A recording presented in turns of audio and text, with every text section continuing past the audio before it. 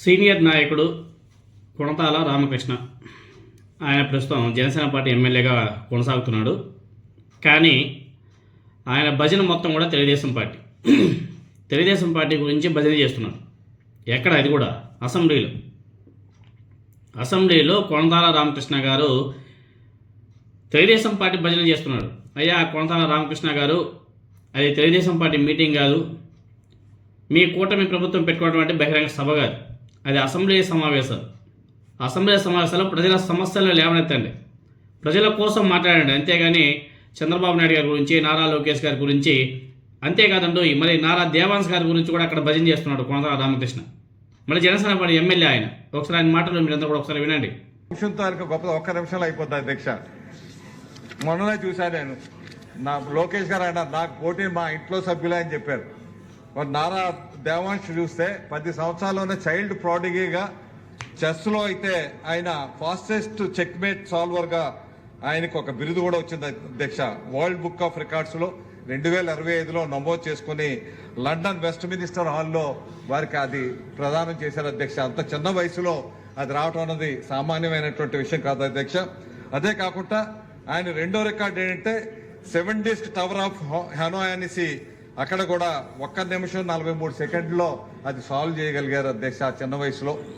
అదేవిధంగా ఇంకోటి 9 చెస్ బోర్డ్స్ని 32 ఉన్నటువంటి పాన్స్ని 5 నిమిషాల్లోనే అది సాల్వ్ చేసినటువంటి ఘనత తీసుకొచ్చినటువంటి వారైతే, ఇక నారా భువనేశ్వర్ గురించి చెప్తే వారికి కూడా 2025లో outstanding dairy professional award 2025లో ఇండియన్ డైరీ అసోసియేషన్ వారికి ఇవ్వడం జరిగింది అధ్యక్ష. మీకు ఎన్టీ రామారావు గారు మనవరాలైనటువంటి నారా బ్రహ్మణి గారికి, లోకేష్ గారి సతీమణి గారికి అయితే golden peacock excellence in corporate governance అన్నది నేషన్ వైడ్ వచ్చింది ఎఫ్ఎంసీజీ గ్రూప్లకి. అదేవిధంగా most powerful women in India UK corporate excellence వారు ఇచ్చినటువంటి అవార్డ్స్ ఉన్నాయి అధ్యక్ష. ఇటువంటి చరిత్ర కలిగినటువంటి నాయకులు మనకు ఉండడం నిజంగా ఈ రాష్ట్రానికి ఒక గౌరవప్రదంగా గావిస్తూ మరొకసారి మీ ద్వారా గౌరవ సభను కోరుకుంటున్నా అధ్యక్ష. మరి భారతరత్న భజన అంతా కూడా భజన. అటువంటి అసెంబ్లీ సమావేశాలకు జగన్మోహన్ రెడ్డి గారు వెళ్ళాలంట. అక్కడికి వెళ్ళి ఏం చేయాలా? వీళ్ళ భజనను వింటా ఉండాలా? అసెంబ్లీ సమావేశాల్లో ప్రజా సమస్యల గురించి, రాష్ట్ర సమస్యల గురించి, రాష్ట్ర అభివృద్ధి గురించి మాట్లాడాల్సింది పోయి అక్కడ కూర్చొని భజన చేసుకుంటున్నారు. ప్రజా సొమ్ముతో నిర్వహిస్తున్నటువంటి అసెంబ్లీ సమావేశాల్లో భజన ఎక్కువైపోయింది. ఇంకొక మాట అన్నాడు, తెలుగుదేశం పార్టీని స్థాపించిన నందమూరి తారక రామారావు గారికి భారతరత్న పురస్కారం ఇచ్చి తీరాల్సిందే అని చెప్పేసి ఈయన డిమాండ్ చేస్తున్నాడు. ఎవరు? Janasena party MLA. ఎన్టీఆర్ వారసులు అందరూ కూడా వివిధ రంగాల్లో రాణిస్తున్నారు. ఎన్టీఆర్ గారికి భారతరత్న ఇవ్వాలి, ఈ విషయంలో శాసనసభ ఏకగ్రీవ తీర్మానం చేసే కేంద్రానికి పంపించాలని చెప్పేసి ఆయన కోరుతున్నాడు. కానీ ఆయన ఆకాంక్ష అంత సులువుగా నెరవేరే అవకాశం లేదు, అంత ఈజీ కాదు, అంత ఆషామాషాగా ఉండదు. ఒకవేళ ప్రజలు భిన్నంగా ప్రతిస్పందిస్తారని అనుకుంటే శాసనసభలో తీర్మానం చేసి పంపడం జరుగుతుందేమో కానీ భారతరత్న పురస్కారం రావడం మాత్రం జరగదు. నేనేగా చాలామంది మాట్లాడుకుంటున్నారు అది వచ్చే విషయం కాదు అనేసి. అసలు రహస్యం కొణతాల రామకృష్ణ గారికి క్లారిటీ ఉంటే మరెప్పుడు కూడా ఈ టాపిక్ ఇంత ఘాటుగా ప్రస్తావనకు తేడు. ఎందుకంటే పాపం ఆయనకు తెలియదేమో, లేకపోతే తెలిసే అలా మాట్లాడా చంద్రబాబు నాయుడు గారి మీద, అదేవిధంగా ఎన్టీఆర్ గారి మీద అభిమానంతో అలా మాట్లాడా తెలియదు. ఎన్టీ రామారావు గారికి భారతరత్న పురస్కారం అనేది ప్రతి ఏడాది 2 సందర్భాల్లో తెలుగుదేశం పార్టీ నాయకులకు గుర్తొస్తుంది, చర్చకు కూడా తీసుకువస్తారు. ఎన్టీ రామారావు గారి జయంతి రోజు, ఎన్టీ రామారావు గారి వర్ధంతి రోజు, ఈ 2 రోజుల్లో చంద్రబాబు నాయుడు గారు, లోకేష్తో పాటు తెలుగుదేశం పార్టీ నాయకులు అందరూ కూడా ఈ భారతరత్న కావాలని చెప్పేసి మాట్లాడుతూ ఉంటారు. ఆ 2 రోజులే, తర్వాత మర్చిపోతారు.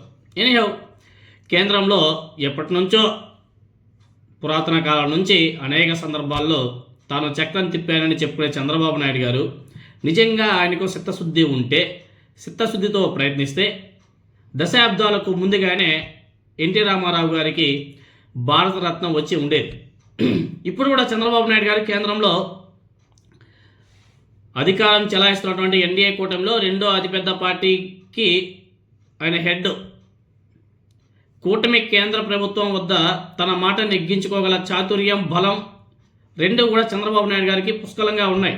అయినా సరే ఇంకా ఎన్టీ రామారావు గారికి భారతరత్న రాలేదంటే దాని వెనుక ఉన్నటువంటి మర్మం బహుశా కొణతాల రామకృష్ణ గారికి మాత్రమే తెలిసి ఉండకపోవచ్చు, కానీ ప్రజలందరికీ తెలుసు.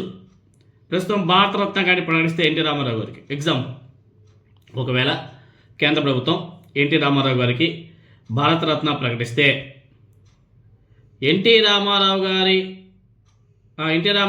అధికారికంగా వివాహం చేసుకుంటుంటే లక్ష్మీ పార్వతికి మాత్రమే ఆ పురస్కారం అందుకునే హక్కు ఉంటుంది. ఎన్టీ రామారావు గారి కుటుంబం మొత్తం ఆమెను శత్రువులాగా చూస్తున్నారు. ఈవెన్ నారా చంద్రబాబు నాయుడు గారు, తెలుగుదేశం పార్టీలో చాలామంది ఆమెను శత్రువులాగా చూస్తున్నారు. ఆమె చేతుల మీదుగా తండ్రికి దక్కే పురస్కారాన్ని తీసుకోవడం ఎన్టీ రామారావు గారి కుటుంబ సభ్యులు ఎవరు కూడా ఇష్టం లేదు.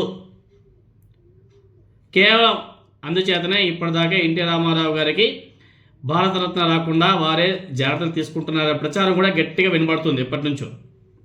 ఈవెన్ చంద్రబాబు నాయుడు గారికి కూడా వాళ్ళంతా కూడా చెప్పి ఉంటారు, వీళ్ళంతా కూడా డిస్కషన్ చేసి ఉంటారు. బహుశా ఇదంతా కూడా కొణతాల రామకృష్ణ గారికి తెలీదో లేకపోతే ఏమో తెలియదు. అందువల్లనే ఎన్టీ రామారావు గారికి భారతరత్న కోసం అసెంబ్లీ తీర్మానం చేసి పంపాలని చెప్పేసి ఆయన జనసేన పార్టీ ఎమ్మెల్యే డిమాండ్ చేస్తున్నారు. దీని తర్వాత చంద్రబాబు నాయుడు గారు అందుకో ప్రతిస్పందన ప్రాక్టికల్గా ఎలా ఉంటుందో చూస్తే బహుశా కొణతాల గారు ఇంకెప్పుడు కూడా ఈ మాట ఎత్తకపోవచ్చేమో అని చెప్పేసి చాలామంది అనుకుంటున్నారు. ఆయన మాట్లాడిన తర్వాత నారా చంద్రబాబు నాయుడు గారు, నారా లోకేష్ గారు ఆయనకు కొంచెం ఘాటుగానే రిప్లై ఇచ్చుంటారు. దాంట్లో అయితే ఎటువంటి డౌట్ అయితే లేదు.